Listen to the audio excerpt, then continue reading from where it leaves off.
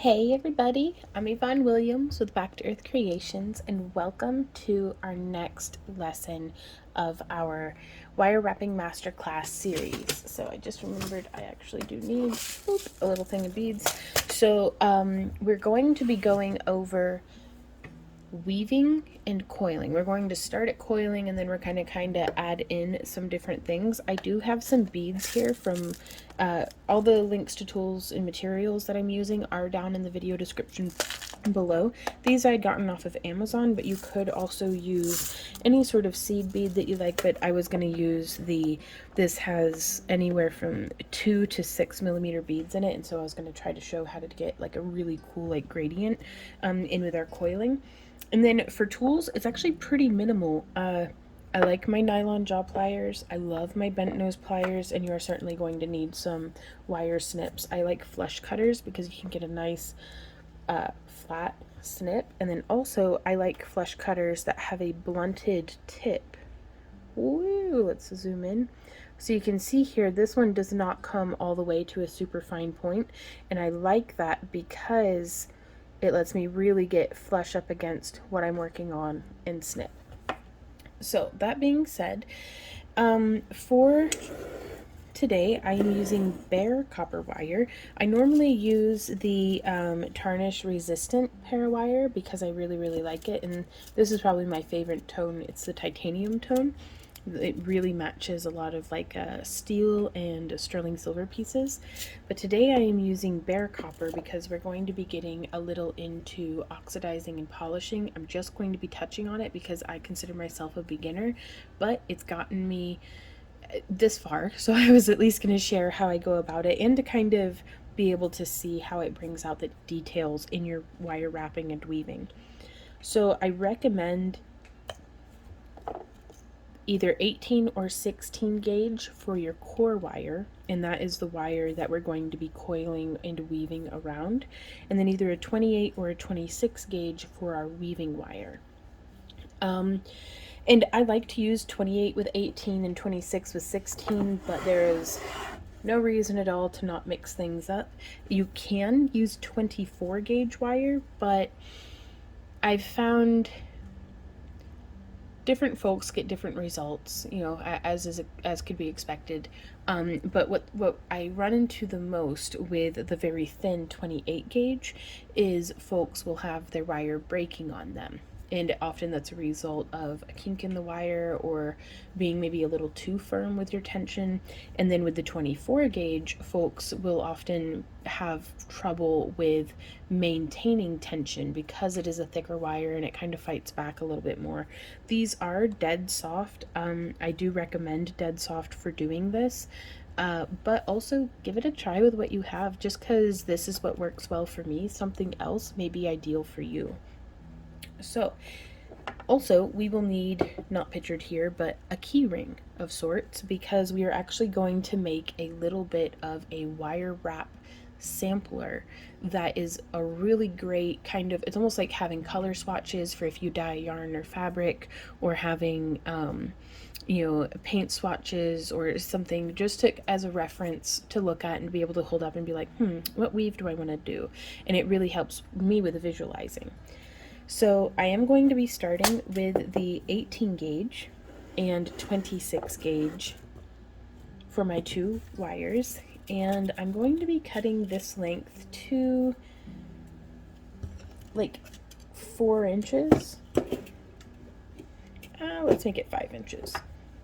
And you could make this larger or smaller depending on your sampler.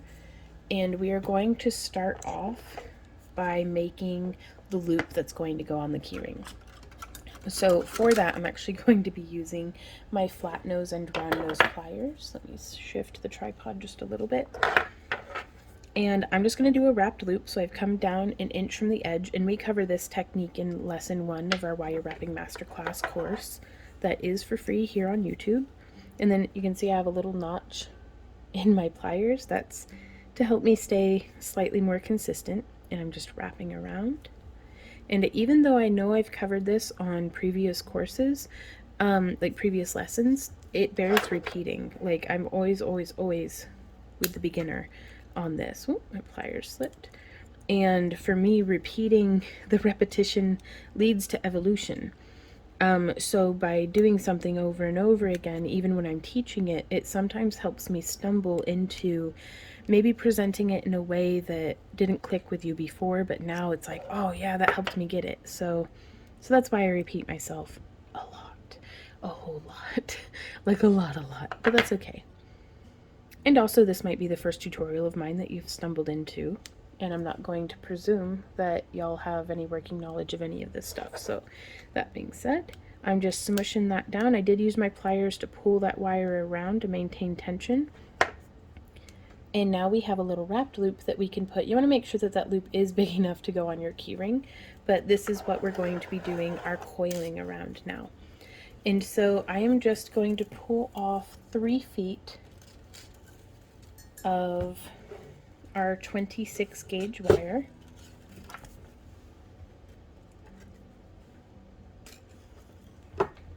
And I don't know what that is in chicken nuggets for all you folks who use metric. So I don't know, Google it or something. Okay.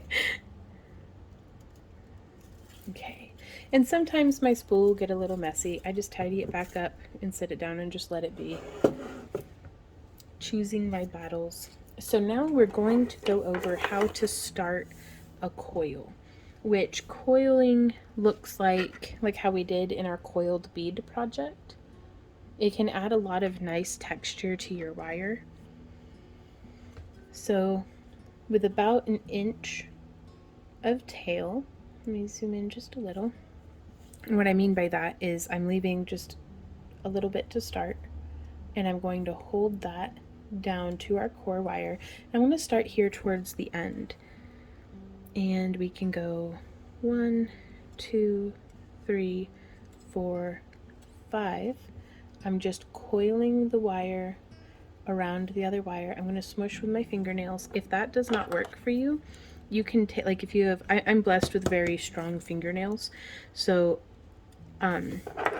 another option is to hold just your core wire with some flat nose pliers or nylon jaw, and then kind of just press down. I'm using my bent nose pliers here to grip our core wire, but not so tightly that I can't move it up and down. And then I just smush like that. And then we will remove our flat nose, and we can use, just to tighten that down, I'm going to twist this on. You could use either your pliers or your fingers. Now here, if I do all of my wrapping with a lot of space in between and then try to smush it down, it's not going to be as crispy clean as if I were getting the coils nice and shoulder to shoulder to each other. So the closer you can get them to what their final placement will be, I find the better my consistency comes out as far as tension. And so to finish off this, I'm again just placing my bent nose just enough that I can still move it, and that burnishes that loose end down. Now also, if you're having trouble with maybe gripping, if your wire's getting all kinds of warped, and let's go ahead and slide that coiling off of our core wire, and I am going to hold, let's zoom way far back out. So I'm actually just going to hold on to this loop here and then use my nylon jaw pliers to stiffen my core wire. Now I'm squeezing it and sliding, and this is compressing the molecules of the wire together, of the metal, and so it's going to make it much more stiff. Now it's not going to turn a dead soft into a half hard or a full hard, but like you can actually feel it, and it's quite warm, the wire is, but it makes it so that it holds its shape just a little better. And that can be really nice for if you're making a straightaway part of a piece. Now, if you want to be doing shaping after you've done your coiling and stuff, it might not be the best idea to work harden it, but the more you practice and experiment, the more you'll learn and see what works for you when. So there are no fast tricks for this. A lot of it really is just practice. But good news is practicing is pretty fun. So I'm going to hold on to, and I'm staying zoomed out for this because I want you to see how my hands work in relation to each other in case that's helpful to you. So I'm going to hold on to what we've already coiled. And now just staying here off at the end, that way if we came all the way up to where I want my coiling to be, I feel like I'm having to dodge this core wire. Whereas if I just slide it and coil, and then smush, or you could have held it with your nylon jaw and smushed, just however gets you to where you're going. And now we can zoom in a little further still, and this is where you're going to be able to see how it just comes around and lays, trying to get that wire to sit very close next to each other. 5, 6, 7, 8, 9, and 10. And then smoosh. And it just compresses that together. And you saw it had a little bit of spring back, but that's okay. And that is how I do my coiling. Now, let's say your wire broke. Oh no, that sucks. I hate it when that happens. But also, it's not the end of the world. You don't have to start over your project. We'll just come in and tuck the tail of the wire that was broken off. Sometimes it might need snipped so you have a clean edge. But yeah, we'll just kind of tuck that in. And then I'm going to use my fingernail, though you could also just kind of grab with your nylon gel, just coming in and grabbing just a couple and then pulling. We want to make some space here because what I'm doing is I'm going to show you how to splice in more wire. So if you weren't done with your coil yet, or let's say even if you ran out of wire, which happens to me more often than not. So we've opened up a little bit of space in those coils, and then I'm going to come in and go rotating around in the same direction as what we were doing. I am just splicing in this wire between the other wires. Now you want to make sure that you're not skipping a spot, because see how that breaks that smooth silhouette? And if that happens, just be mindful with what you're doing. And pro tip, just about everybody nowadays has a phone with a camera on it. And so you can use the zoom mode on your camera as a magnifying glass. So this is it at 5 times. And so I'm actually just looking in the camera, like in the view of the phone, to see where my wire is placing. And so you can see that kind of just laid in between. If I were using 2 different colors of wire, which would have been a really good idea for how to demonstrate this actually, it'd be a little striped here with, like, let's say if I were using copper as my old wire and silver as my new wire, this would be copper, silver, copper, silver, copper, silver, and it would just be an alternate banding. And now with this extra little bit of tail, we can either smush that in just a little at a time, which I'm just going to turn the whole piece and then come around and do this with pliers. And again, you can see here, I'm holding firmly with my left hand, and I'm just going to bend around and then come in, and I'm just burnishing it down. And I usually try to always give myself, 5 to 10 millimeters of overlap. And then we'll smush that together. And now if somebody's looking real close at your work, they'll still see boop right there, but I think it'll be all right. And then we would just continue on as though nothing had ever happened. So that is, not gonna lie to you, the gist of coiling. We do have a separate tutorial that goes entirely over just how to make, dog hair's always free, by the way. Oof, depth perception. Okay. We do have a separate tutorial showing how to make your own coiled beads like this one here, and ways to utilize that into projects, but we're going in a different direction with today's tutorial. So we will now take this and we can scooch it down. Let's go ahead and scooch it down all the way to there. And we're going to use some beads. You could use seed beads, you could use all sorts of different stuff, because I want to show you guys how to incorporate beads into your coiling. So with this bead set, I don't know if this smallest bead will fit, but I'll try it. I know it won't fit on the 16 gauge core wire, but it might fit on the 18 gauge. So what I'm doing is I'm just taking my little bead. Nope, those little ones don't quite fit. So if you want to incorporate beads into a project, but it doesn't fit onto your core wire, you can thread it onto your weaving wire and let it slide on down. And then have that come around. Let's zoom back in for you.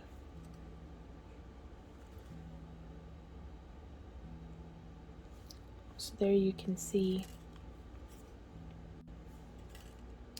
how that bead is captured to the edge of the wire. And so we could do a bead and then go 1, 2, 3, 4, 5. And we could smush it down with our fingernails, or you could use your bent nose pliers and just come in and smush. And then we can add another bead. And so it's almost just like sewing a little bead edge on. So we just slide that down, and you'll see here I have it starting with the bead coming out from below, and then as I wrap around, you can use your finger to keep it from passing to the other side. So I feel like that one might have fit. Let's see. And if you change your mind, you can always take it off.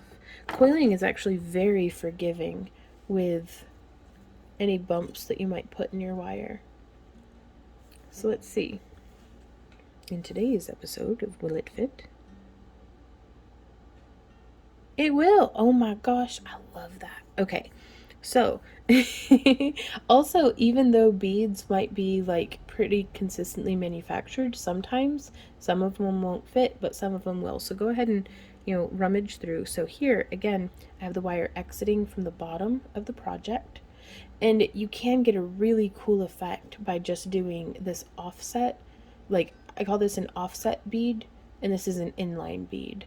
So it's whenever I'm working on something, that's kind of how I catalog it in my mind. But if you do like a whole row of offset beads and then arc it over like a dragon eye, or it makes like a really cool little edge. And you can also use it as a connection point if you're using solid beads, but you could thread through with another weaving wire and connect this to something else. So we'll dive more into that into future projects if you guys are interested. But now we can put in an inline bead and just wrap around like that, and then go 1, 2, 3, 4, and 5.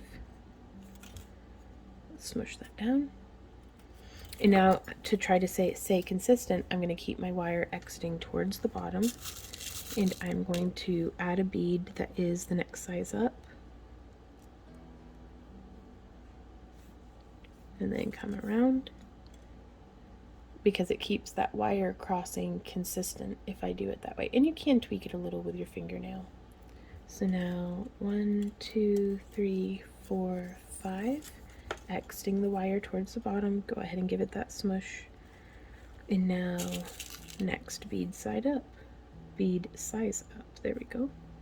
Just thread that on. And you can get different effects by having fewer or more stitches in between your beads as well. So we can just tweak that around. And then 1, 2, 3, 4, 5. Smush. And I really enjoy doing inline like this, especially for if you're doing like little bar necklaces, or you can make this into just an earring or incorporate it into part of a wire wrapped frame.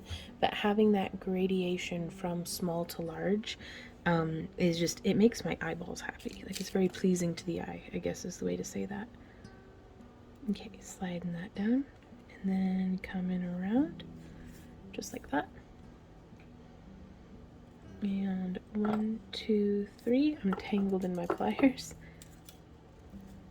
4, 5. Giving it a smush. Now I am going to zoom back out for the most part. Just again, so that you can kind of see how my hands are functioning in relation to the wire.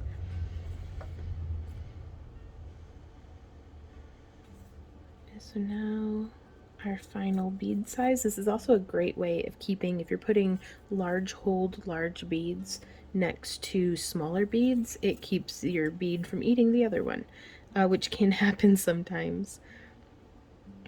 And so we'll just wrap around. There's 1, 2, 3, 4, 5.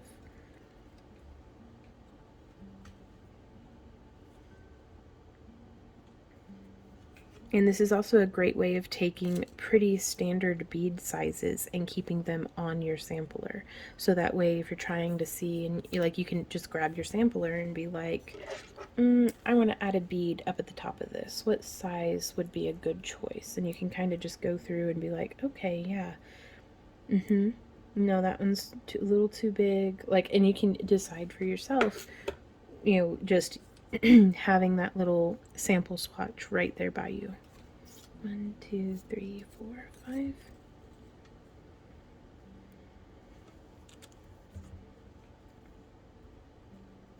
And then we can do a 4 millimeter. Let's go ahead and do these ones. No, I'm going to stay consistent. But I was like, I could do it with just 3, 5.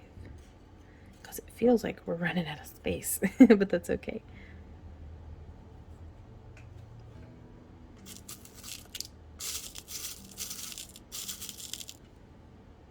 Adding on another bead. And a big part of, even if you already okay, I've got it, 2, 3, 4, 5, it can be really helpful to go ahead and just get the practice in real time with us while we're doing this, because oftentimes understanding something in your head and making it execute cleanly with your hands whenever the wire gets involved, it's not always pretty. So practicing can really, really help. Woohoo, that one fit. With just, before moving on to the next. Oftentimes if someone's having problems with weaving a 4 or 5 core wire design, it's always a good idea to just baby step it back to coiling, or maybe to a 2 wire design. And so that's why we're doing these baby steps. So 1, 2, 3, 4, 5, 6, 7, 8, 9, 10. And that's where I'm going to finish this. I'm going to terminate the wire. There we go. And I save all my little scrap pieces like this in a drawer next to me, and one day I hope I will be into or have the workspace set up for it to melt down my own scrap metals into ingots of copper, and then be able to mill them out into my own sheet or bezel wire, or whatever it is that I need. So now we have that, and to finish the end, I'm going to use my round nose pliers, and I am just going to make a little shepherd's pole hook, and then I'm going to come in with the box hinge of my pliers, and I'm just going to squish that down.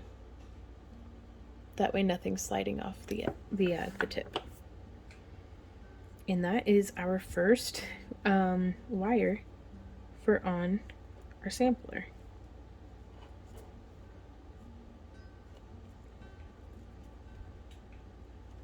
So I'm going to set that off to the side, and the next project that we're going to be doing is 2 wires.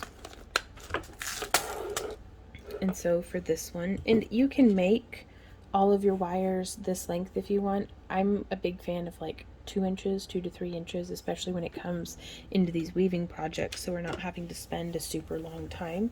So I am just going to do 4 inches, 5 inches, but I'm going to be folding it in half. So with it still on the spool, I'm straightening out some 18 gauge wire, and I'm going to snip Here off the edge of my desk, you can see I have a ruler kind of carved with a file into the material that my desk is made out of. It's not wood, it's something. But yeah, so there we have our 5 inches of wire. And I'm going to take this into the jaws of my round nose pliers.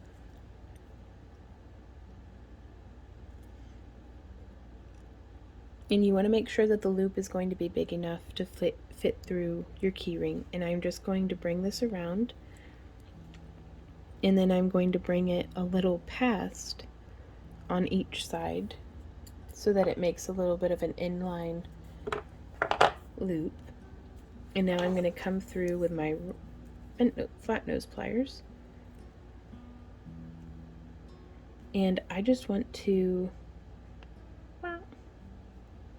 bring that up, and it can be quite hard, so we can actually reinsert our round nose pliers and then grab from this angle and bend, and that gives us a lot more leverage to get a nice sharp bend. Now you don't want to be squeezing it to death with your round nose pliers. If you find that that's something that you run into a lot, you may try using your nylon jaw and then come in and grasp that and then bend it, but it's not really holding on quite as well. So I get it started, and then I come in and get that angle. There we go. Because really, I mean, that's way too wide of an angle. I just wanted to make a little bit of an offset loop. So now we can come through and start our weaving. So let's get that straightened back out. So sometimes you have to offset it just a little bit so that it's like that, so that you can straighten your wires out. And then you can flatten them back down.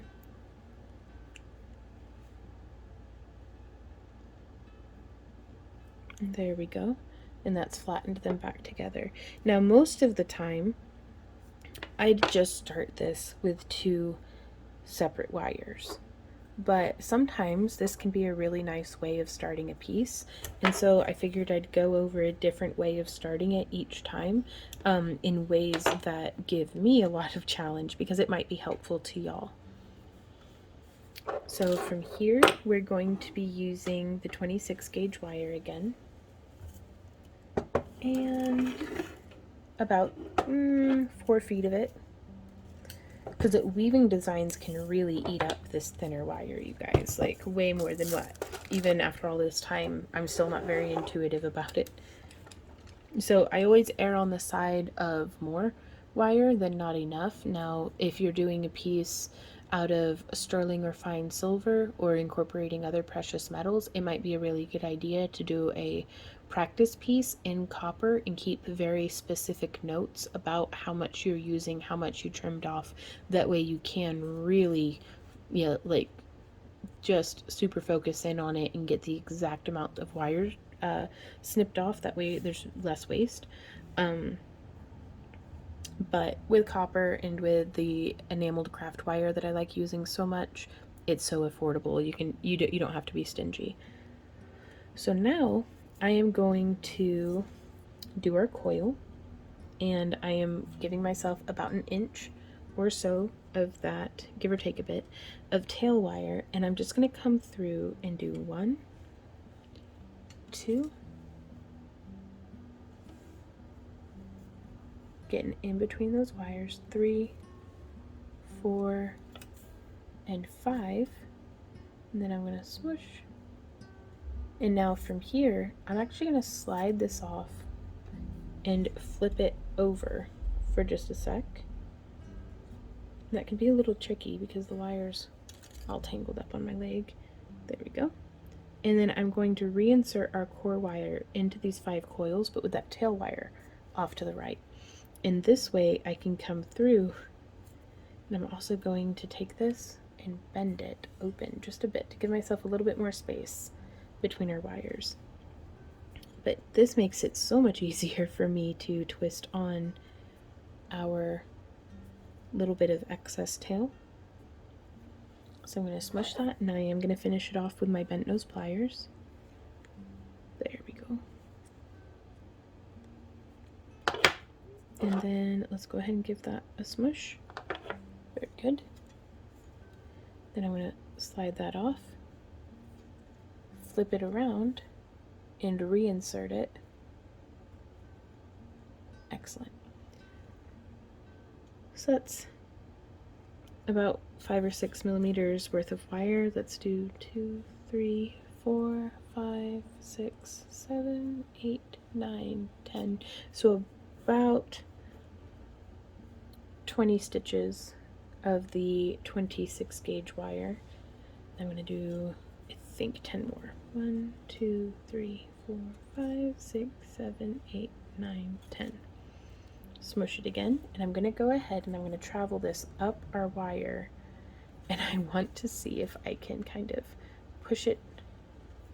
I'm going to go ahead and hold on to these wires with my nylon jaw pliers. Let's zoom out. So I want to be holding on to this, but also pushing. And if you can't get any kind of movement on it, if you come in here on the back side and just snag it with your fingernail and be like, all right, come on, it can open you up a little bit more space. I'm also opening this just a bit, again, that way. And you see how it makes more space for me to be able to get in there. I'm going to do that same thing on the inner side of the loop. And so now again, holding with my nylon jaw. And this is how whenever I'm doing a project and there's a loop in it and I want there to be coiling, it's so much easier, in theory, to do this and scooch the coil onto the loop. But, you know, it might actually just be easier to just coil it on the loop. There we go. So yeah, now that we have that all scooched around, I have coiled further than what I needed to cover the loop sufficiently. So I'm actually going to 1, 2, 3, 4, 5, 6, 7, 8, 9, 10, removing 10 stitches. And I just take this wire and I run my fingernail over it just to take some of the kinking out. Yeah, and now we can wiggle that, make it perfect. If you want it like real super tight, yeah. Well, now we get to see if it is actually easier to coil on the loop. So there's, no, I don't, well, for me it is not, because I don't have a whole lot of room to grip on the loop without my fingers getting into the way. And then I still have to dodge this whole core wire. So I'm just putting 3 stitches back on, smushing it, and now we'll bring these wires parallel to each other. And again, you can always feel free to kind of tweak your core wires with something flat.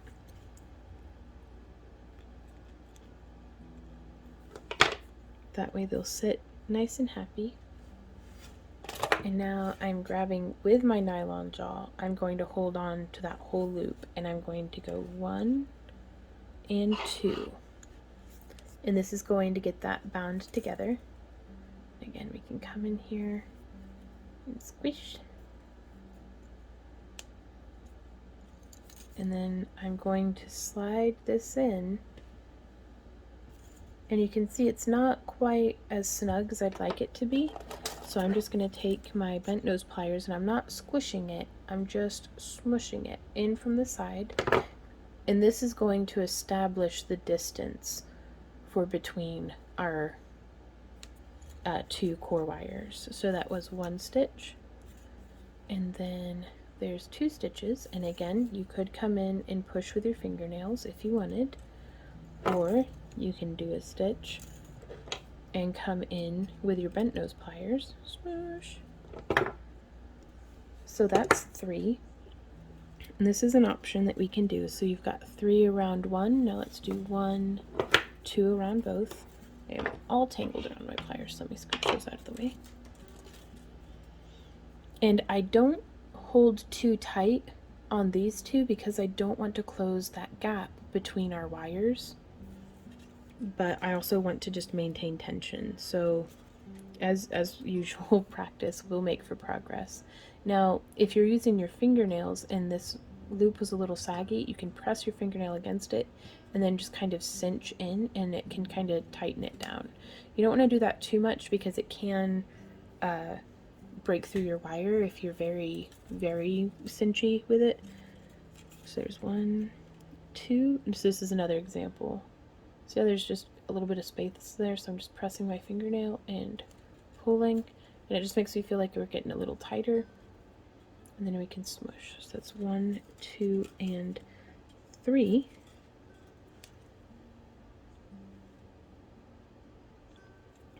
One, 2 around both, and this is the same weaving pattern that I've used on my ring here, but here I've done 2 and then 5.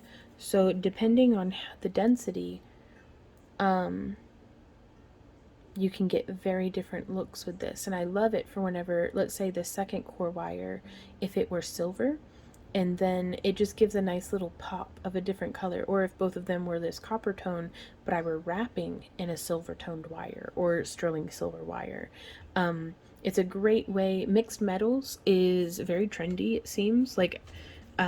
We've been seeing it in jewelry making and utilizing it for, gosh, since 2008, just because I've always loved the look of it, but it's getting trendier, and I do think a lot of folks like kind of the mass-produced stuff that's starting to show it a bit more. You can really cut down on the price of a piece, like the price of production, if you're using copper core and then wrapping in sterling.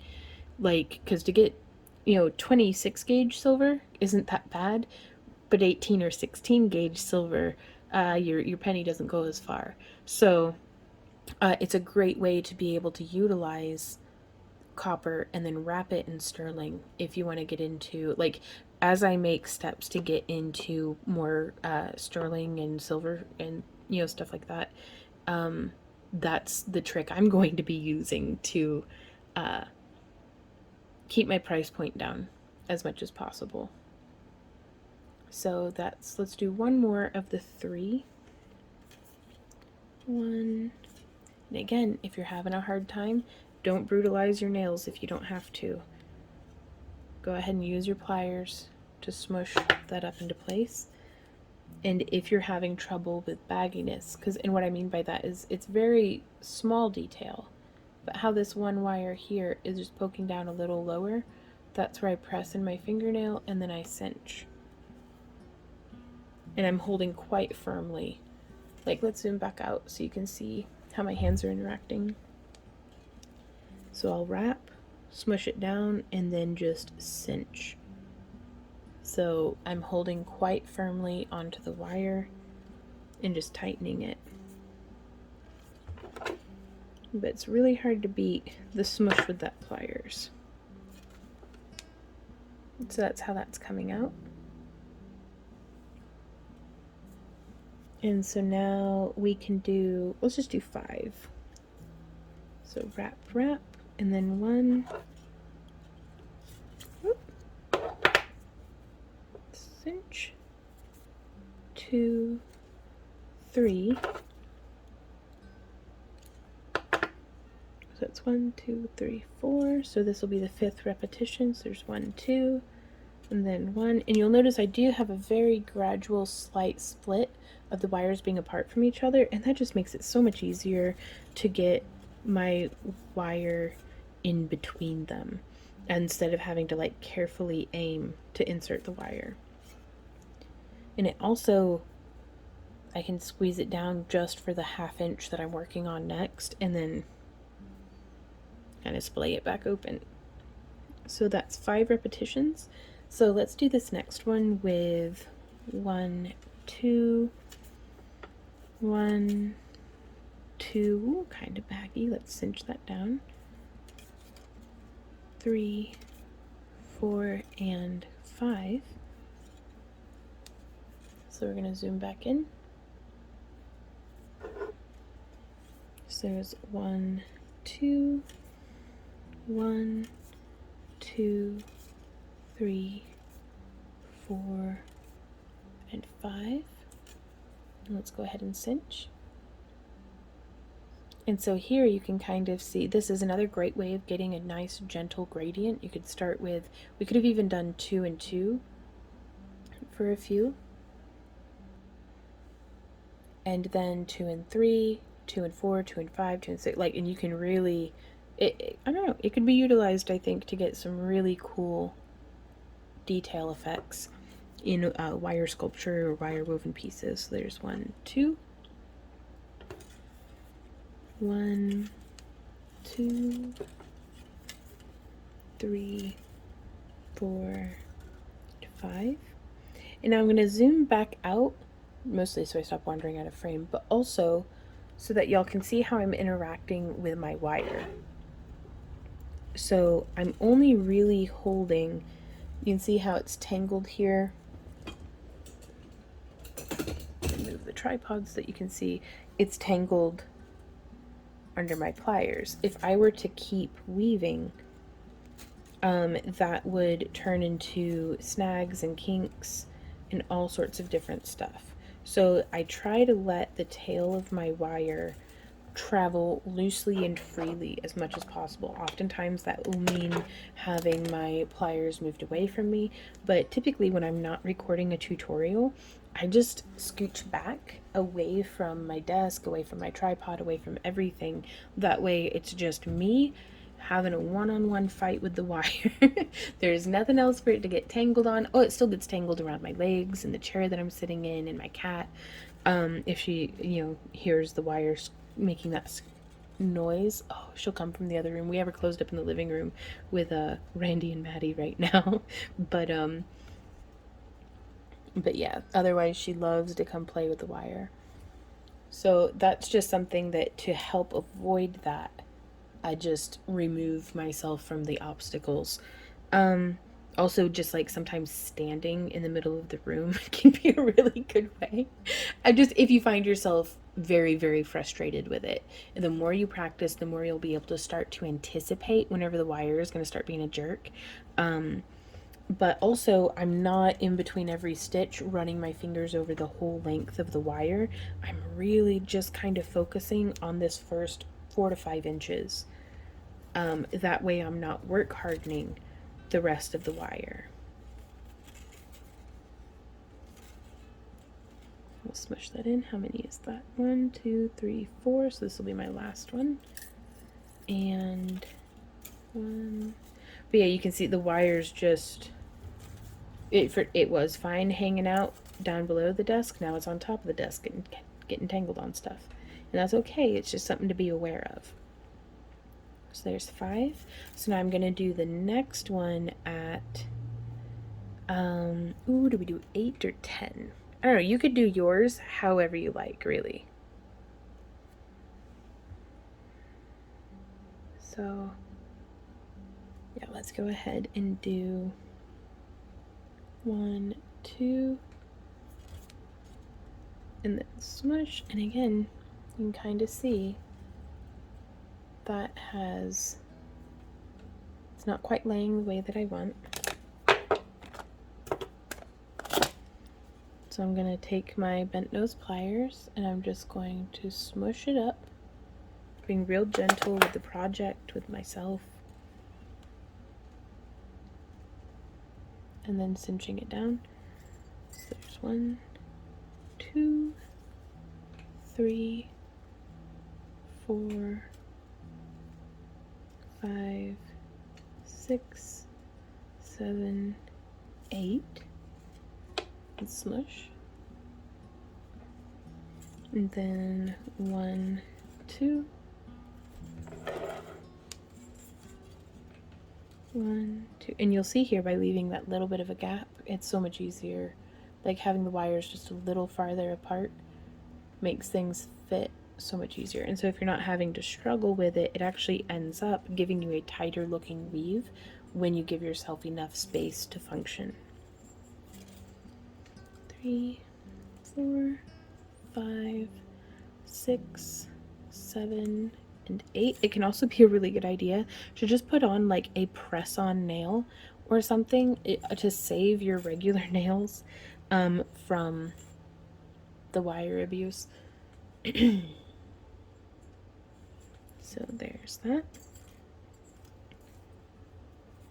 Now let's do one last 2, 3, 4, 5, 6, 7, 8, 9, and 10.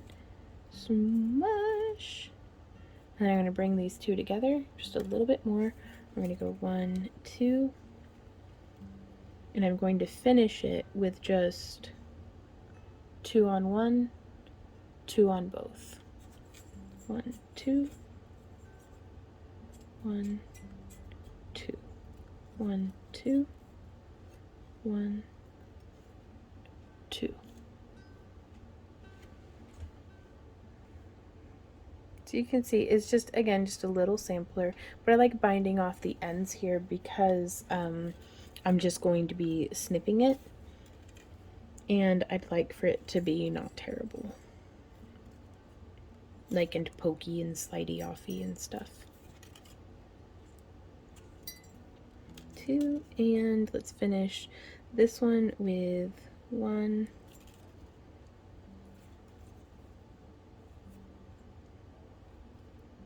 2.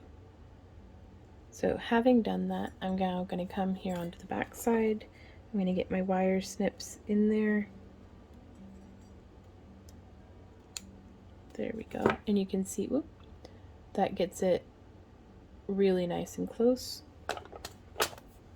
And then if there's anything to snag with snipping or with burnishing with your pliers, you can.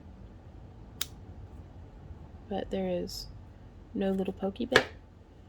I am going to snip both of these to flat to the same length.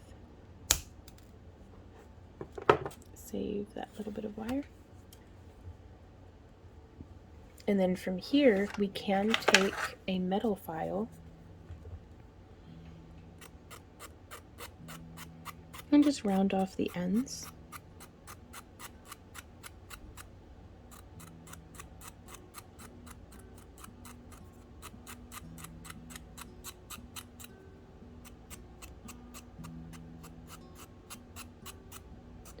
It's totally not necessary, but if you're doing like a pair of earrings or something, you could do that. You could hammer the very tips of the wire to keep it from, like if you splay the wire out, it's a lot less likely for the coiling to get forced off. But we can just come through with our nylon gel pliers, and I'm just going to give it a nice smush, smush, smush, smush all through, and this is going to both work harden our piece. We can make sure it's nice and flat, and it's compressed our wire just a little bit more, that it can help things to look nice and tidy. So there's the second section of our wire sampler. So if you're anything like me and you're like, oh yeah, that loop will totally be big enough to fit on a key ring, and then it's not, it's okay. There's a solution. I highly recommend to anyone who makes jewelry, whether you're interested in chainmail or not, go ahead and get, it's like 25 bucks on Amazon, comes with the organizer, and it has this wide array of, I mean, they're aluminum, but I don't mind that a bit, but you get to sample all of these different ring sizes and see which ones you like the most for different applications. And then you could go to a website like, my favorite is theringlord.com, and reorder you'll know the 18 gauge, and then that's the inch, so it's 18 gauge 1/8 inch, in whatever metal type you like. So it's a really great resource. I'm going to be using the 16 gauge 3/16 today for joining these two to our keyring, and then I'll start making the loops bigger.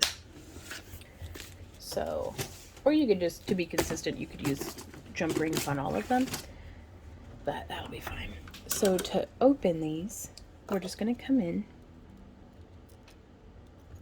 and sometimes they get tangled together, but I'm just going to open it to about a 45 degree. I want to keep where when you look at it from a very particular angle, it's still lined up, but when you look at it from the side, it's very offset. And this keeps the integrity of the ring intact, and it keeps it nice and round. And so I'm going to go ahead and just put that onto the jump ring, and then I'm going to wiggle this together. I want those ends nice and butted, so it's not going to be snagging on anything. And then we will do that again. And I use jump rings for attaching charms to ear hooks, for attaching clasps, for joining wire wrapped loops together. They can be used purely for utilitarian purposes, or you can get really artsy fartsy with it as well. And it's just chainmail and wire wrapping go hand in hand really nicely. And sometimes I feel like doing a piece that's all chainmail, and sometimes I feel like doing a piece that has like 2 little 1-inch sections of chainmail in it. And it's just nice to have that skill set to draw upon. And then oftentimes you can make your own rings out of your own wire, but that's a video for another day. So that is how we are going to attach these onto our sampler. And then I'm going to do another weaving section. We are going to start it very similarly to this one here, and I think I will be joining it with a ring as well, just so that it lays kind of in that orientation of, I want it laying flat, not like this. So whenever it's laying on the table, I want to be able to see all the weaves coming up. So we're going to be using the 18 gauge again, and I am just going to pull off about 6 inches this time, and just using my nylon gel pliers to get nice and straight and stiff. And I'm going to snip that off, and then we're going to do a 3-inch section as well. And from here we will go ahead and let's make our loop.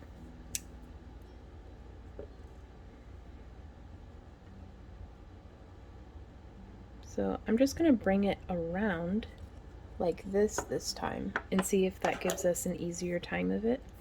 Now I am still going to open it as though it were a jump ring, just so I can get more of my pliers gripping onto that, because I don't want to have to just be holding on with that 1st millimeter of my plier jaws. Okay, and so from here I'm going to insert my round nose pliers just to hold something to give me some resistance, and I'm just going to bend. Oh, I think that's going to be perfect. And then I'm going to bring this on the other side, and I'm going to take it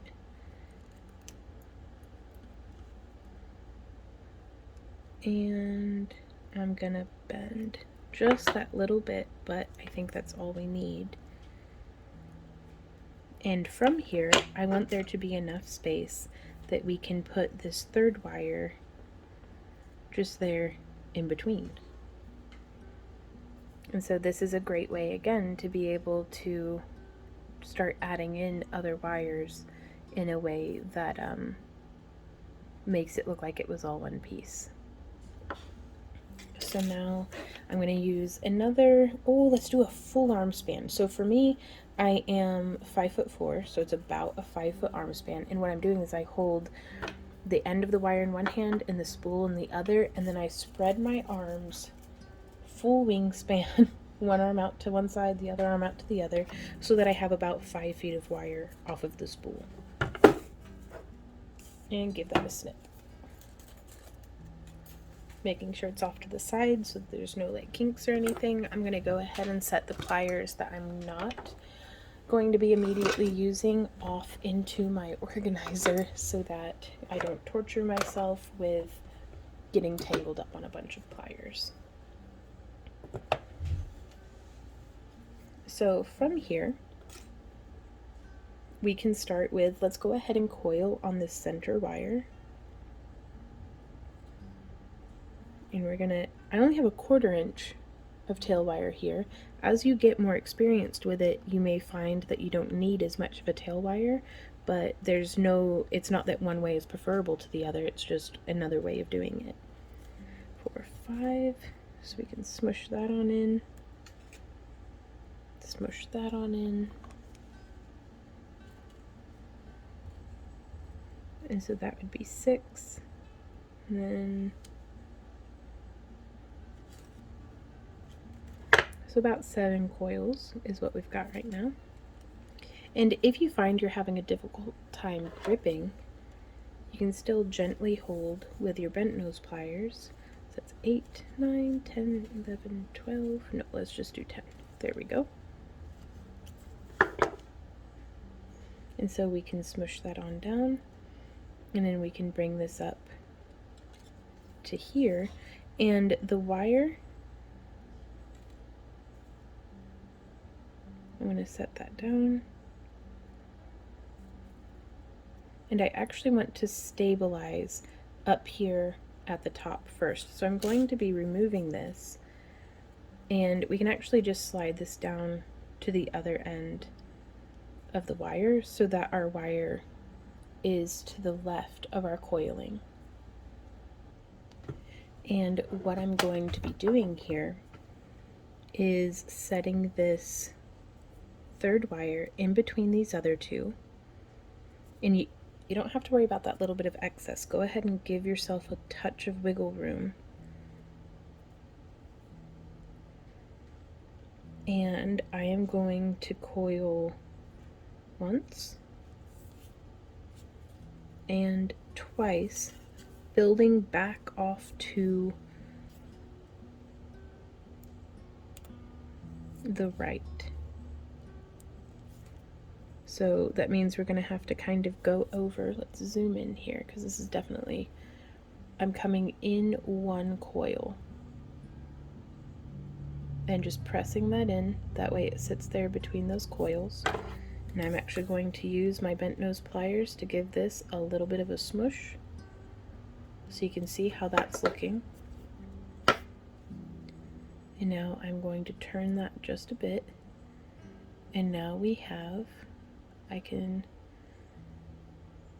just set that over the top, and again we can give it a smush. And so here we've started the end of a wire. And this is really great for, let's say, if we're doing earrings. Now, we are going to have a part 2. I didn't know at the beginning of this tutorial whether or not we were going to be able to fit everything in, and I do not think we're going to be able to fit everything in. So I'm going over kind of the more beginner friendly in this family of wraps where there are no figure 8s or anything like that. It's just kind of additionally wrapping on more wires. So to build on our previous wire, let's go ahead and do, like, you could do up to 5 stitches, you could stitch this as much as you want.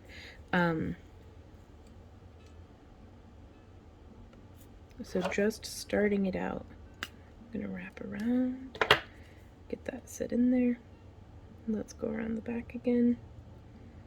So I'm just, wandering out of frame, encasing this wire .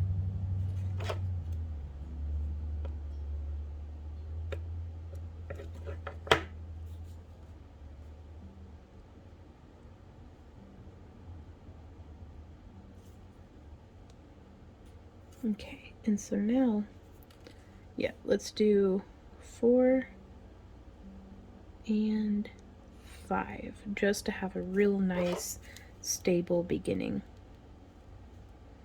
This is also a great way for if you wanted to do like a wire woven bar necklace. This is a way that you could start one of the ends, or you could finish earrings this way, all sorts of different stuff. There we go. So this has pushed our core wire over to the right. And so now we're going to open this up just a little bit more. We aren't doing any sharp right angle bends. I just want to get space on either side of where that coil is. And so now from here, I am gonna come through around, so we've got wires top, middle, and bottom. We're going to wrap once around the bottom wire just so that we're now exiting through the front, and now we're going to wrap around the coils that were already there. And oh, didn't mean to water under frame, but you can see how that's nestled in between those coils now. So there's one, pulling that, coming around into 2, and so now we can ease these in together. We could do a little bit of cleanup work here at the top, but we can always tweak that a bit later as well. Giving that a smoosh. But now where it has exited, we can wrap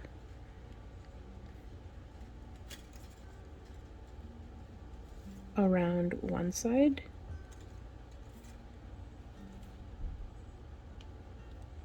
And I'm struggling to find where it's going to rest in. So if it's not working in one spot, just scooch on over, and there it's sat in just fine. Now this is going to pull it so crazy tight though. So we don't want to cinch it as hard as we can. It's very tricky here at the beginning trying to get this wire to sit where we want it to, because the wire of the center coil is already a little in the way. But you just open it up and you ease it in.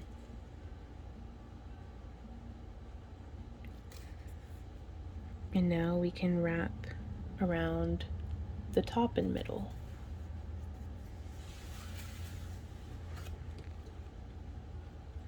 So I'm going to open that up just a little bit. And we could repeat the same weave again, just coming in, opening that up, because you can see where that blockage is happening. And now we want to get that right up next to where we were, pulling it down and in.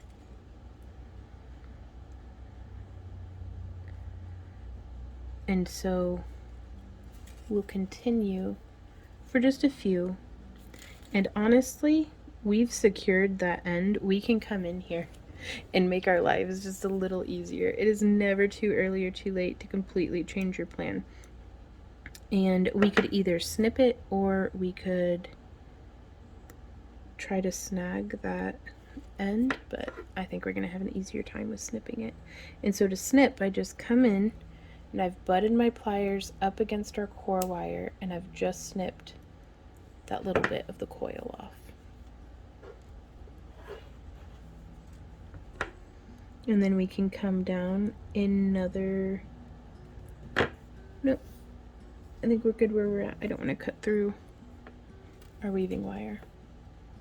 And so now we'll just come through with life being slightly easier and continue coiling. So I've done 5 coils there in the center. 1, 2, 3, 4, 5. And now I'm going to bring these sides in, and we can do around the middle and the bottom.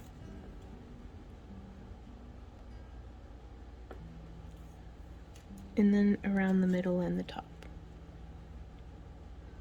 And now you'll see how much easier this is without that complicated start. So there's 1,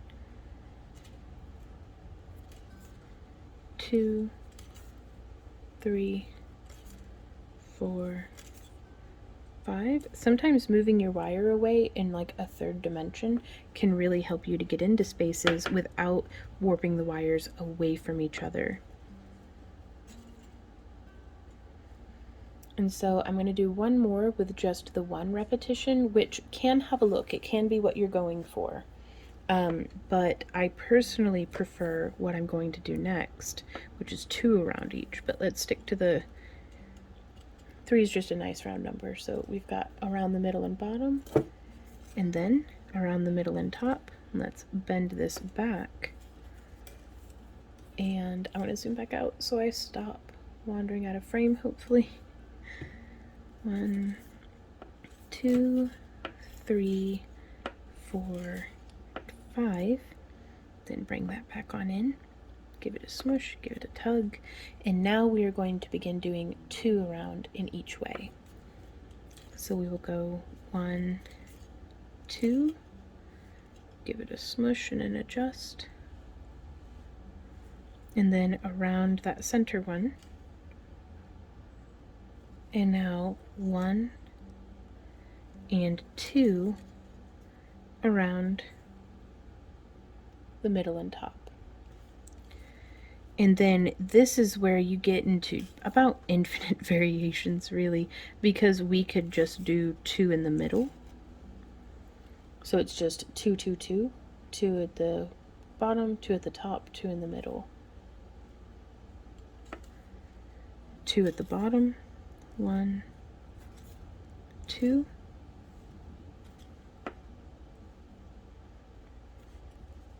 2 at the top, 1, 2, and then 2 in the middle. We could even do bottom, middle, top, middle, which let's try that next. I'm going to do 5 of this repetition though. So that was 1, that was 2. So we might just do 3 repetitions. 1, 2, around middle and bottom. Now 1, 2, around middle and top, keeping it smushed. And this is going to help you with practicing your tension. If this is your first time weaving, it's supposed to look bad. This is your base level that you will be developing and growing upon. It's your baby steps. You're learning to crawl before you walk, before you run. So cut yourself some slack. You don't have to be shooting for perfect right out the gate. And always save that key ring of your first attempts or early attempts at wire wrapping, or early achievements at wire wrapping, if you want to have a healthier mindset about it, because it's not an attempt, it's you did it. Do or do not, there is no try.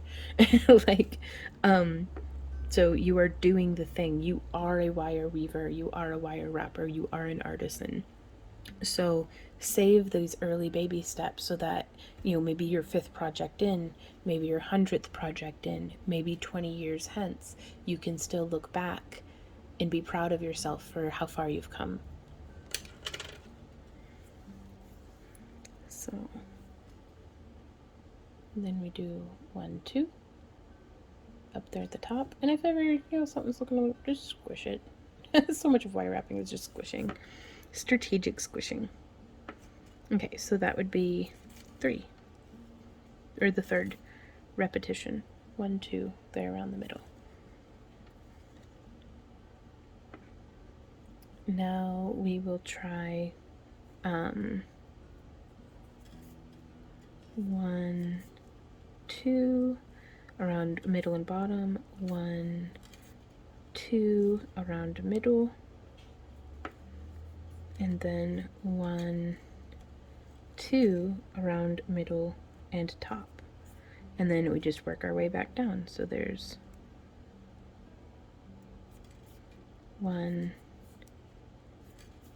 2 around middle, 1, 2 around middle and bottom. And so this starts giving us a slightly different look as well. I'm going to do another 2 more repetitions of that pattern.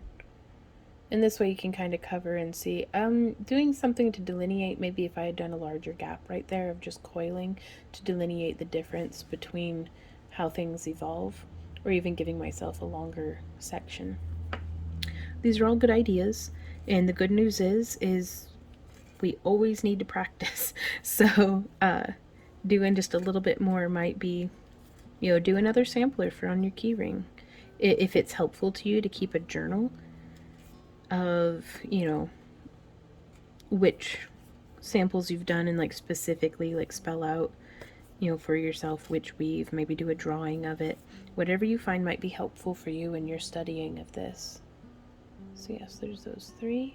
And now it just gives a nice like kind of, it's a great way for splicing in new wires, and you can come in and just give all of it a little smush with our pliers, just to keep things nice and flat. A little bit of lack of tension here, but I think that's just fine. So let's do one more repetition. So there's 1, 2 around the middle, 1, 2 around the middle and top, 1, 2 around the middle, and then 1, 2 around the middle and bottom. It's nothing if not repetitive. There we go. So you've given that a smush now, and there you can see a little bit of difference. And now what if we did no in the middle, in between? So let's go ahead and I'm going to try out that 1, 2, 3, 4, 5, just to delineate between changes. So now we will go 1, 2, and then come up between and do 2, 2, and then 1, 2. The difference here, and we'll check this from the back side too, which that's something that on the previous weave it didn't really matter which was the front or the back, but this one it starts to matter a little bit. And so coming up between, there's 1, 2, coming around back, there's 1, 2. I'm going to do at least 2 more stitches because this is not very far. 1, 2, and then I'll show you all the back. 1, 2. But before showing how the back is different, I need to establish how, what is normal for the front. So there's 1, 2, and around back again. There's 1, 2. And we're going to smush it and we're going to tug it, and that's pulling the tension on that back wire. And when I tug, I just press it with my finger. If it needs more pressure than that, it's probably not going to come. Okay, so now we can come in, smush, smush, smush. And that's the front. I really like how this looks. And then that's the back, which is a look of its own as well. So this is something to keep in mind if maybe you want to make a reversible pendant or something of the sort.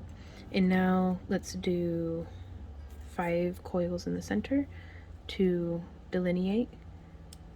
2, 3, 4, 5. I'm going to go ahead and smush that with my pliers, squish it. There we go. And now what if we did just 1 on each side? So there's 1 and 1, 1 and 1, 1 and 1. So again, we're looping around the back, 1 around the middle and bottom, coming between the middle and bottom, going around the middle and top.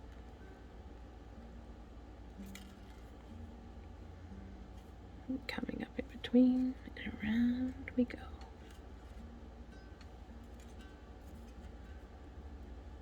And so from there we can smush that down. I think it looks very cool from the front and the back. Let's see how it looks after being smushed. Still pretty sweet. I like it. And now from here, let's do those 5 down the middle.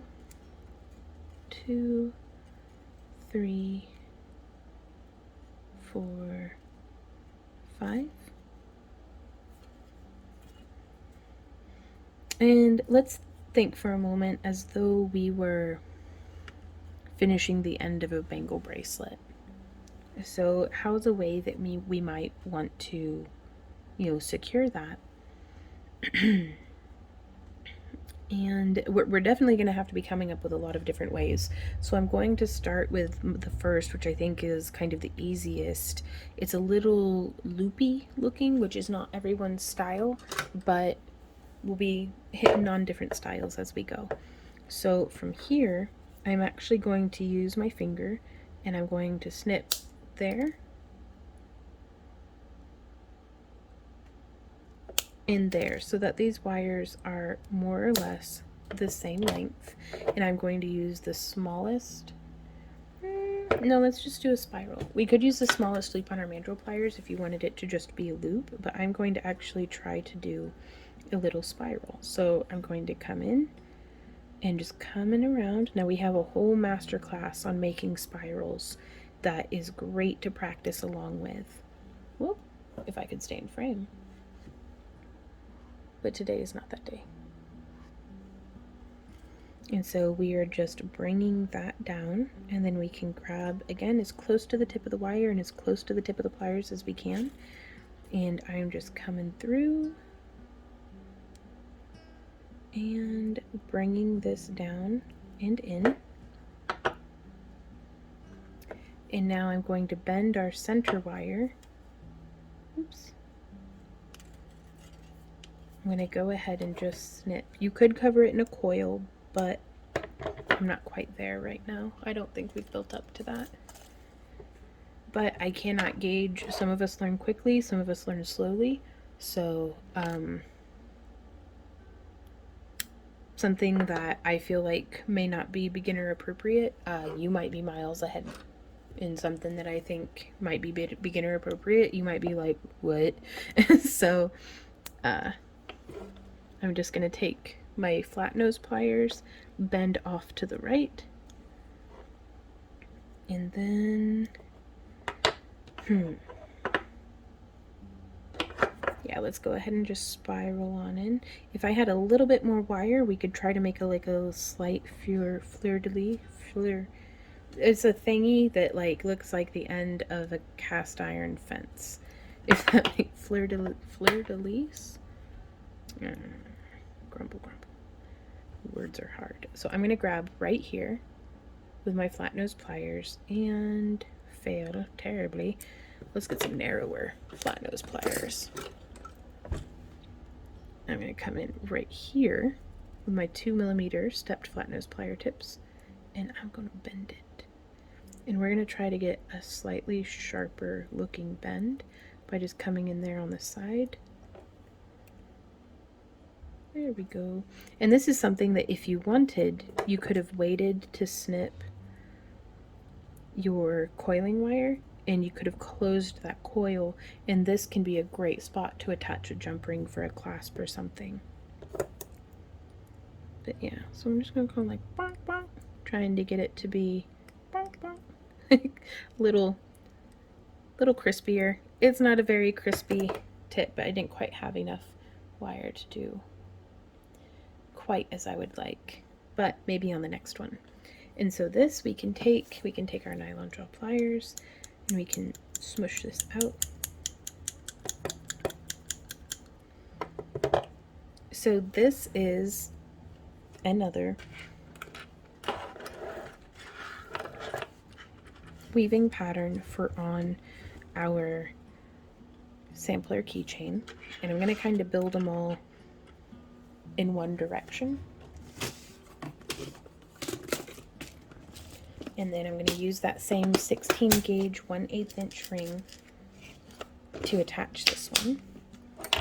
And then I think that is it for this lesson. Now this is not it for coiling or for weaving, because and you can see now hopefully the value in knowing how to hand coil. There are lots of folks who are like, well, why don't you just use a drill? And it's like, I'm not hooking up to do a drill for, you know, those 5 coils in between each of those. Having good coiling technique as a foundation is going to make doing your weaving so much easier.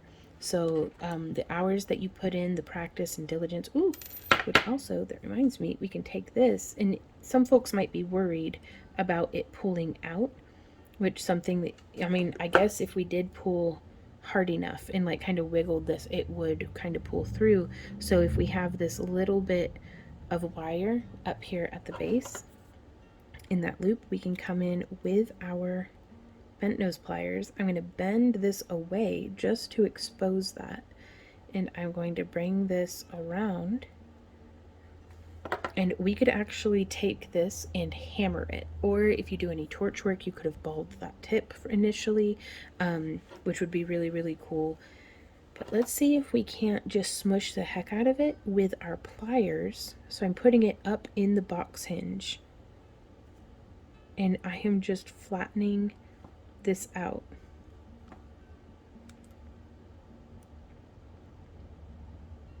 And then we will take that and some super petite round nose pliers and making just a little wee bitty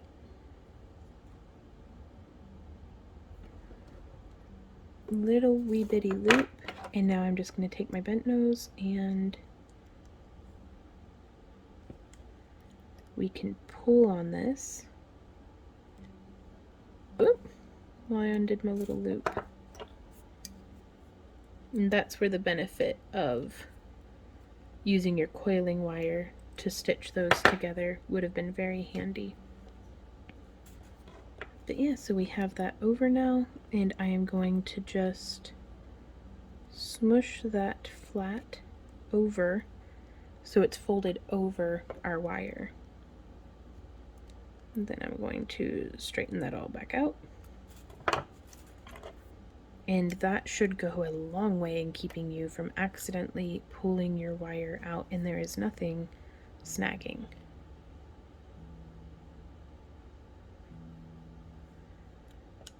So kind of super jank metal smithing, no anvil required. But, you know, if we, like, let's say if we wanted to make a shorter version of this and it finished like that into an earring, this, and we wanted to hang like a teardrop or something off of there, this would keep that teardrop from pulling out. So this is it for this masterclass lesson. There is a playlist linked down in the video description to our other wire wrapping master courses, similar projects to what we've covered here. If you want to explore a little further, we have a library of over 800 free tutorials, not including our live streams, which we don't always know what's going to be happening in the live streams. So we have those kind of in separate playlists, but we have a library of over 800 free videos that hopefully will be helpful to y'all of different projects, different techniques. We also do a lot more than wire wrapping. I'm actually, at the time of recording really getting into some sculpting. Like, I want to show you guys, actually.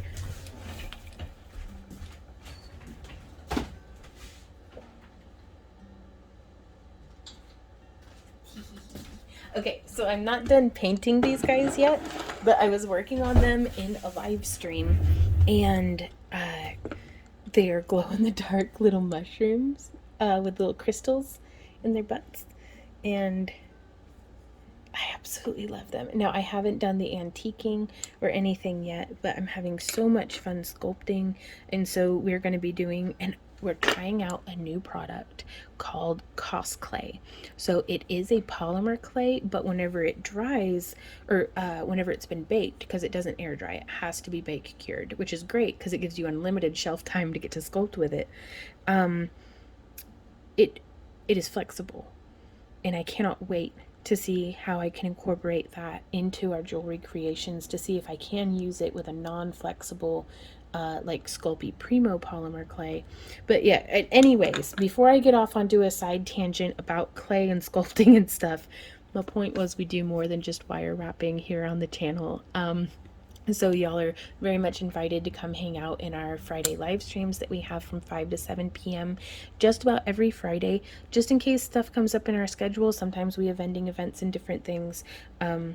You can check out our website, back to earth creations.com, links in the video description, and we have a calendar of events that I try to keep up to date. And so you can see what the month that we're in and possibly the upcoming month worth of streaming events, vending events, different things like that, when we have tutorials planned for. Because every Monday at noon Central Time, we do a shop update tour of different gemstones and things that we've uploaded to our shop. Because that's, if you guys like wire wrapping and you want to get your hands on some juicy, apparently hairy, labs infused glass, dog hair is always free, y'all. Free dog hair with every purchase, not guaranteed. But if you want to get your hands on some juicy labs and cabs and different things, you can check out our Monday shop updates. We do new tutorials every Thursday, and then our Friday live streams, and then the club exclusive after parties. If you're interested in supporting the channel, you can check out our Happy Crafter Club, but it is in no way required for, like, other than the after party. We don't do any video content that isn't free for everyone. And in the after parties, quite frankly, like, we have tea parties and read books and like get rambunctious. One time I got stuck in a hammock, like, and so it's, yeah. Check it out if you want to, but if not, just thank you so much for being here. You can tickle all the like buttons and stuff like that if you want, and I will see y'all next time. So until then, you guys, thank you so much for being here, and happy crafting. Mwah. Bye.